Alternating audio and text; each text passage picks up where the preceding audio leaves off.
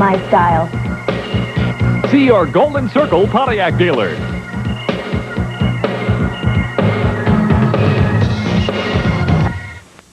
Weather beacon red, warmer weather ahead. Good morning, everybody. It's Wednesday, April 22nd. I'm Paula Zahn. And I'm Harry Smith. Welcome to CBS This Morning. Making headlines this morning, spectators line up at the Supreme Court to hear the abortion case that could change the law of the land. The skin patch that could help you quit smoking. Dr. Bob Arnott begins an important new health series. And want to save money on your car payments? Money editor John Stair has some big news for you. Lots to talk about this morning. One of the most fascinating aspects about yesterday's execution in California was the heavyweight legal wrestling match in the American judicial system. Right after news and weather, we're going to talk with one of America's best and most understandable legal scholars. We like that. Will be with us.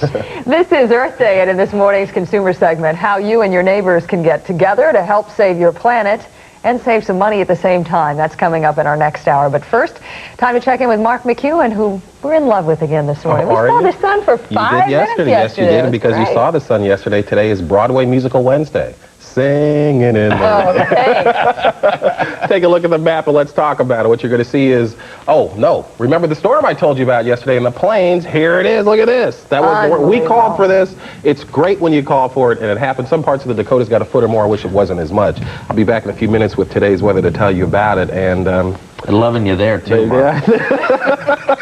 Getting Valentine's Day cards from them. All right. Back in a couple of shakes. Thanks, Mark. It's time for the news this morning. The battle over abortion is being fought on two fronts this morning, by angry demonstrators in the streets of Buffalo, New York, and by lawyers in the highest court in the land. We have two reports now from Bruce Morton at the U.S. Supreme Court in Washington and Giselle Fernandez in Buffalo. Bruce, let's begin with you. Good morning, Paula. All the familiar props are here, as you can see. The reporters, the crowds waiting for the not very many seats in the courtroom when the argument actually begins 3 hours from now. Cameras, all of it. There's considerable agreement about the specifics of today's argument, the specific restrictions in the Pennsylvania law, but there's a big difference between the two sides over just what's really at stake here. The abortion rights people are now saying that unless they get from this court a ringing affirmation of the Roe versus Wade decision, which first established the right to abortion, it's all over. Losing the Pennsylvania case means virtually the end of the right to choose for all American women. The court will be giving a green light to state legislatures all across the country that they can restrict or ban the right to choose. Pennsylvania says no. Our law proposes specific restrictions, a waiting period, a lecture about the consequences of abortion, and they cite a phrase of Justice Sandra Day O'Connor's that Roe is compatible with restrictions which do not put an undue burden on a woman's right to an abortion. It shows the extremism of Now and NARAL, that they oppose even the most reasonable, moderate limits on abortion, like informed consent and parental consent, because that's what's at stake in the Pennsylvania law. The abortion rights side is most unlikely to get that ringing affirmation of Roe versus Wade. There are only 2 abortion rights justices left on the Supreme Court. So that's probably not going to happen, and the question really comes down to how far will the court go? Will it simply say the Pennsylvania restrictions are okay, or go that one step further and reverse Roe versus Wade? Paula? Bruce, we just heard some of the women's concerns about Roe v. Wade being gutted. In your judgment, what would be some of the alternatives the U.S. Supreme Court could be looking at in rendering its opinion? Well, the court in the Webster decision in 1989 said a couple of Missouri restrictions were legal and that they didn't really interfere with a woman's right to an abortion, didn't put what Justice O'Connor has called an undue burden on that right. The court could go that route again. It could, of course, simply overturn Roe versus Wade. Justice Scalia would like to do that, but it's not known whether he has any company. Thank you, Bruce. Bruce Morton reporting from Washington, D.C. this morning. Now let's go to Giselle Fernandez with the latest on the abortion clinic confrontation in Buffalo. Good morning, Giselle. What's the latest from there? Good morning, Paula. Pro-choice activists were again up at the crack of dawn, as were police, to begin guarding clinic doors here in downtown Buffalo. The anti-abortion camp has not yet arrived for day 2 of the mass demonstrations, which are expected to last here at least 2 weeks. Now, last night, Operation Rescue held another rally for the anti-abortion activists after a day of mostly orderly demonstrations. Yesterday, pro-choice groups claimed victory in day 1 of the protests for keeping clinic doors open and continuing service to patients. There were a lot of shouting matches, but only once did tempers really flare up into blows. Police made only 2 arrests, one of a minister charged with disorderly conduct for taking a 6-month-old fetus to the pro-choice front lines. Now, police yesterday were prepared for mass arrests, but believed that the $10,000 fine, the threat of a $10,000 fine, was enough of a deterrent to keep the protesters in line. Again, the demonstrations here are expected to last at least 2 weeks. Paula? Giselle Fernandez reporting from Buffalo this morning. Thank you very much. In other news, in the former Yugoslav province of Bosnia, fierce fighting continues between Serbian guerrillas and Muslim and Croatian forces. The battle is centered on the historic city of Sarajevo. This morning, a Viz News cameraman was shot in the arm as he photographed the fighting.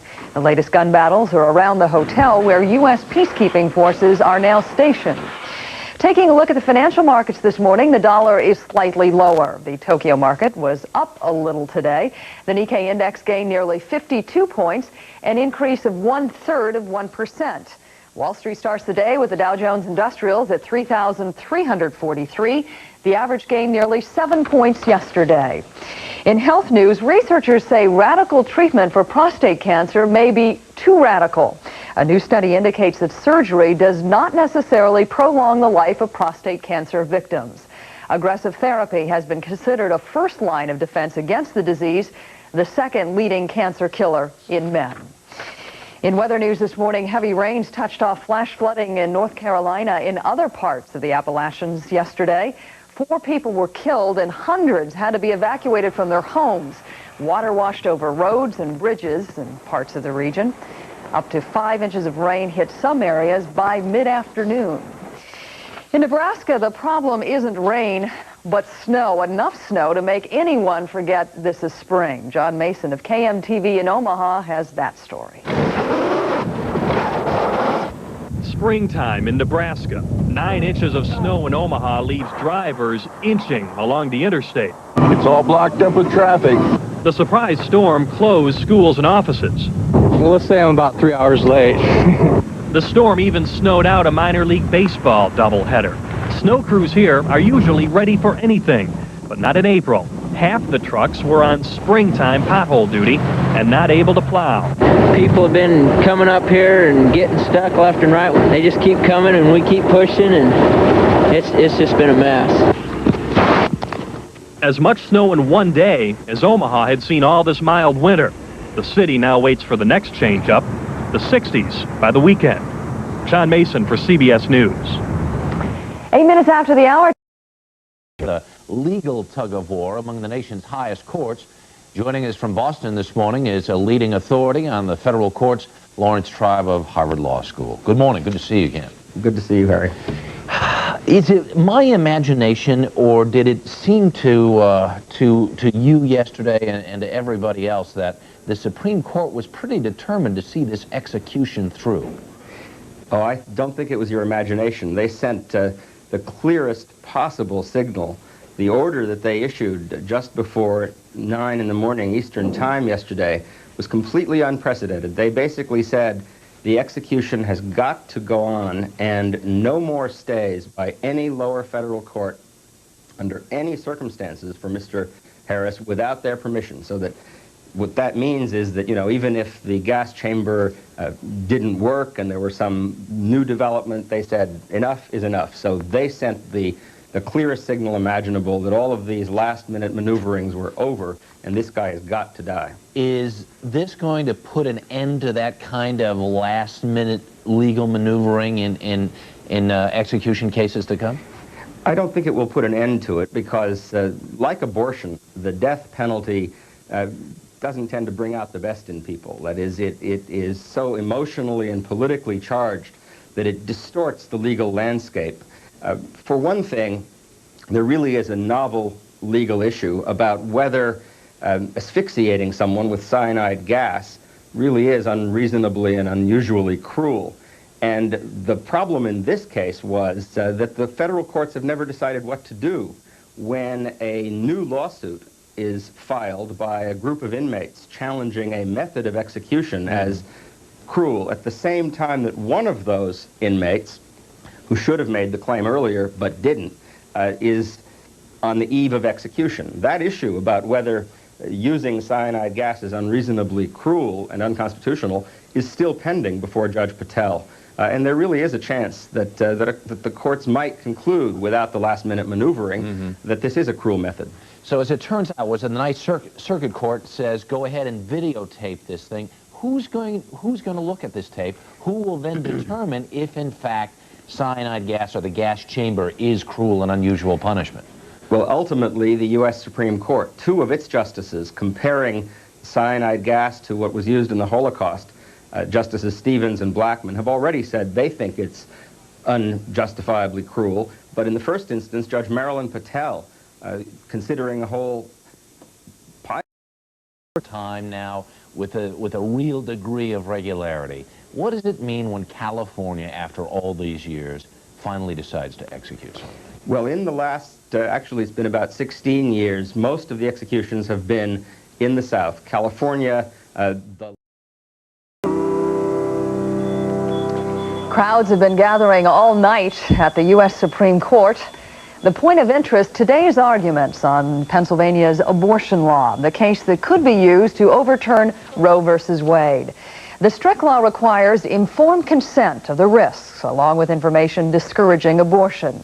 A 24-hour waiting period, parental consent for women under 18, and spousal notification in most cases. Joining us this morning from Washington is the governor of Pennsylvania, Robert Casey. Good morning, Governor. Thank you for being with us. Good morning, Paula. Would you like to see this Pennsylvania case used to overturn Roe versus Wade? When I signed the law, Paula, the intention was not to provide a test case, but rather to construct a law that was consistent with the Supreme Court decisions in both the Roe decision and also the later Webster case.